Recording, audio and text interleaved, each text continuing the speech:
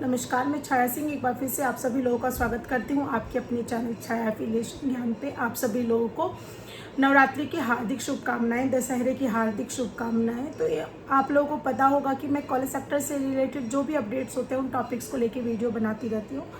तो आज एक बार फिर से मैं एक टॉपिक के साथ आ गई हूँ जहाँ पे आप लोगों को ये बेसिक मैं जानकारी दूंगी कि अगर आप कॉलेज खोलने के लिए इंटरेस्टेड हैं तो ज़मीन लेते समय आपको किन किन बातों का ध्यान रखना है और ज़मीन में क्या चीज़ें होती हैं जिससे आगे जाके हमें कोई प्रॉब्लम ना हो।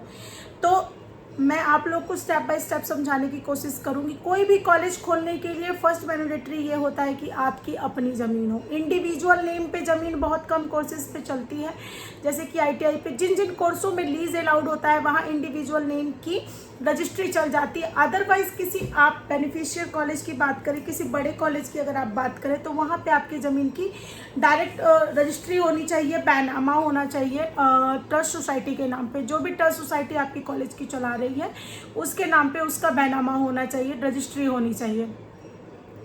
तो अब यहाँ सवाल ये उठता है कि इंडिविजुअल नेम से कॉलेज क्यों नहीं चलेगा, क्या रीज़न है? इसका रीज़न यही है कि फॉर एग्जांपल आपने बीएससी नर्सिंग का कोर्स लिया है, एक कोर्स से आपको सालाना 3 करोड़ मिल रहा है फॉर एग्जांपल। किसी कंडीशन में आपकी अपने नाम पे ज़मीन थी, आपने वो ज़मीन बेची और आप भाग गए, तो बच्चों की फीस गवर्नमेंट कहाँ से देगी?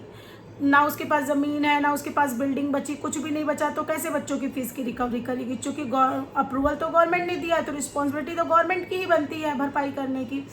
लेकिन इसके विपरीत अगर ज़मीन संस्था के नाम पे रहेगी तो आप ज़मीन को बेच नहीं सकते हैं। रिसेंटली बहुत ही स्ट्रिक्ट संशोधन किया गया है 2023 में कि किसी भी प्रकार की ट्रस्ट सोसाइटी की ज़मीन को आप डायरेक्ट किसी व्यक्ति विशेष को बैनामा नहीं करते। एक ट्रस्ट दूसरे ट्रस्ट को उसको ट्रांसफ़र कर सकता है, लेकिन उसको व्यक्ति इंडिविजुअल में नहीं बेचा जा सकता है, नहीं ट्रांसफ़र किया जा सकता है। तो अब यहाँ पे आपको अपने क्वेश्चन का आंसर मिल गया होगा कि इंडिविजुअल नेम को क्यों नहीं अलाउड किया जाता है। हाँ, सीबीएसई में चलता है क्योंकि वहाँ पे मिनिमम जो लीज ईयर है वो 15 साल है। लॉ कॉलेज में चलता है क्योंकि वहाँ भी सेम है। देन उसके बाद स्टेट गवर्नमेंट की जो स्कूल है, आईटीआई है, ऐसे कुछ ही कोर्सेज में चल जाता है। पैरामेडिकल हो गया, पैरामेडिकल में लीज अलाउड नहीं है, कुछ ही जगहों पे है, जैसे बिहार में है, आपके हरियाणा में है, यहाँ पे लीज चल जाती है। 30 इयर्स की रजिस्टर्ड लीज होनी चाहिए। लेकिन अगर हम बात करें अन्य राज्यों की तो वहाँ पे डायरेक्ट रजिस्ट्री ही बोलते हैं कि ट्रस्ट सोसाइटी के नाम पे रजिस्ट्री ही होनी चाहिए, तभी कॉलेज खुलेगा। तो देन उसके बाद मैं अपने नेक्स्ट टॉपिक पे आती हूँ कि ये कॉलेजेस जो ट्रस्ट सोसाइटी के नाम ज़मीन को कर देंगे तो बाद में कोई प्रॉब्लम आई तो कैसे मैडम, क्या होगा? क्वेरी यही होती है जनरली कि ट्रस्ट को दे दिया मैडम तो फिर तो वो ज़मीन हमारी हमेशा के लिए चली गई। तो मैं इसके लिए ये कहना चाहूँगी कि कॉलेज जब खुलता है तो मेंटली ये प्रिपेयर होके चलिए कि हाँ, ये हमेशा के लिए चली गई है। और दूसरी चीज़ ये कि आप ही उसके मैनेजर होते हैं, आप ही सचिव है, you are the secretary, you are the manager. तो जो भी आपको करना है आपको ही करना है, आपकी ही प्रॉपर्टी है। चाहे बस फ़र्क इतना है कि वो ट्रस्ट के थ्रू आपकी हो गई, पहले क्या थी, डायरेक्ट आपकी थी। तो सब कुछ करने का पावर उसमें होता है आपके पास। आप खेती करो, कुछ भी करो, कोई वर्क करो, जो जो आपकी ट्रस्ट सोसाइटी में स्कोप रखा है वो सारी चीज़ें आप कर सकते हो। तो कोई फ़र्क नहीं पड़ता इंडिविजुअल नेम से है या सोसाइटी के नाम से। सेकंड चीज़ मैडम, अगर प्रोजेक्ट हमारा फेल हो गया देन क्या होगा? तो एजुकेशन सेक्टर एक ऐसा सेक्टर है जो कभी लॉस में नहीं जाता है।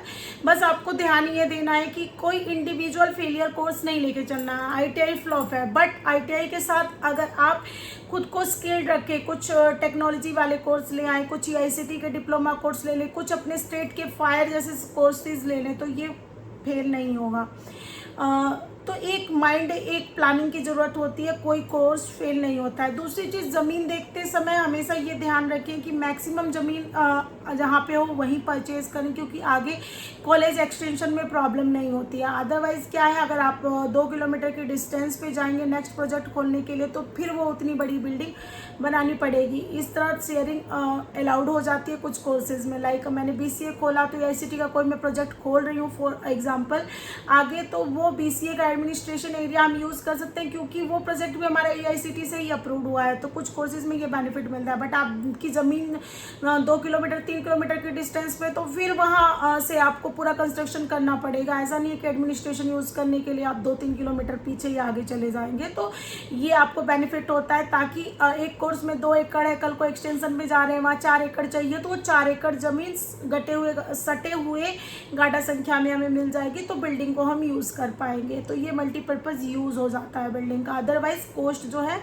वो बहुत ज़्यादा भागती है, बहुत ज़्यादा दिक्कत होती है, आगे जाके आपको ज़मीन नहीं मिलेगी, क्योंकि जैसे ही आप कंस्ट्रक्शन करेंगे बगल की ज़मीन का रेट हाई हो जाएगा। तो हमें कोशिश ये करके रखनी है कि हमें मैक्सिमम ज़मीन एक्वायर करनी है। मैक्सिमम में आप ये आइडिया लगा लो कि 25 एकड़ में यूनिवर्सिटी बनती है, 15 एकड़ में MBBS कॉलेज खुलता है, तो यही मैक्सिमम है, इससे ऊपर कुछ भी नहीं है। बनारस BHU जैसी यूनिवर्सिटीज़ से अपना कंपैरिजन मत करिएगा, बड़े यूनिवर्सिटी से अपना कंपैरिजन मत करिएगा, वो तो न जाने कितने एकड़्स में बनी होती है, लेकिन आपको सिर्फ 20 से 25 एकड़ ही मैनेज करना है, उसमें सारे कोर्सेज आ जाते हैं, यूनिवर्सिटी तक आ जाती है। दैन उसके बाद ज़मीन जो आप परचेज़ कर रहे हैं वहाँ कम से कम 2 बस के आने जाने का रास्ता होना चाहिए। ज़रूरी नहीं है कि वहाँ पे और कोई फैसिलिटी हो, डेवलपमेंट हो, सारी चीज़ें हो, बट सड़क होनी चाहिए। चौथी चीज़, वहाँ पे नदी नाला नहर, या फिर अगर आप ये सोच रहे हैं कि बीच से सड़क जा रही है सरकारी, तो उसको हम लोग अतिक्रमण करके कॉलेज के कैंपस में करने, तो ये गलती नहीं करनी है आप लोगों को, क्योंकि बहुत सारे ऐसे कोर्स होते हैं जिसमें तहसीलदार ही पैमाइश करने आता है, ज़मीन को देखने आता है, तो मौके पे आपकी उतनी ज़मीन कम हो जाएगी। क्योंकि अगर कॉलेज के बीच से रास्ता निकल रहा है तो कॉलेज के बीच से ही आपको रास्ता देना पड़ेगा। तो ये सारा डिसीजन आप सोच समझ के लें। चौथी चीज़, कभी भी ज़मीन ऐसी जगह पे जहाँ शमशान घाट है, जहाँ पे भट्टा है, जहाँ मतलब बिजली विभाग का बड़ा सेटअप रखा हुआ है, या हाई टेंशन वायर जा रहा है, जहाँ पे उद्योग कारखाना जिसमें से बहुत ज़्यादा प्रदूषण होता है, ऐसी जगहों पे कॉलेज का अप्रूवल नहीं होता है। आप यही रीज़न है कि आपने देखा होगा कि भट्टा या मुर्गी पालन के जितने भी सेटअप होते हैं वो शहरों को छोड़ के बहुत ही इंटीरियर में होते हैं, क्योंकि बसावट में ये चीज़ें अलाउड नहीं है। तो कॉलेज भी क्या आता है, एक लिविंग एरिया के टाइप में आता है, वहाँ भी बच्चे रहते हैं, तो प्रदूषित जगहों पे अवॉइड करना है। तो ये कुछ पॉइंट है जो आपको ध्यान रखते हैं। पॉइंट तो बहुत सारे हैं, लेकिन अगर मैं सारे बताने लग जाऊंगी तो वीडियो ऑलरेडी 7 मिनट की हो गई है, आप लोग बोर हो जाएंगे। तो उम्मीद करती हूँ कि आपको मेरी वीडियो अच्छी लगती होगी। अगर अच्छी लगती है तो चैनल को लाइक शेयर सब्सक्राइब करना ना भूलें। धन्यवाद।